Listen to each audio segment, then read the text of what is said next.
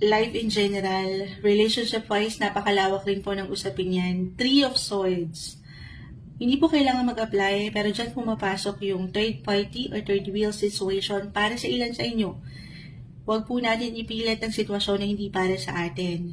Napakalawak niyan. Maring yan din po ay may patungkol sa communication sector.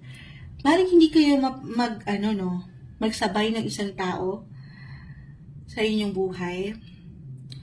Magsabay. Paano yun, Moonshot? Hindi kayo magkaunawaan kahit sa simpleng opinion, komento, or kung ano yung gusto nyong iparating. Or ang ilan sa inyo, Gemini, mid-August 2024 ay maging extra sensitive sa ilang sitwasyon or pakiramdam.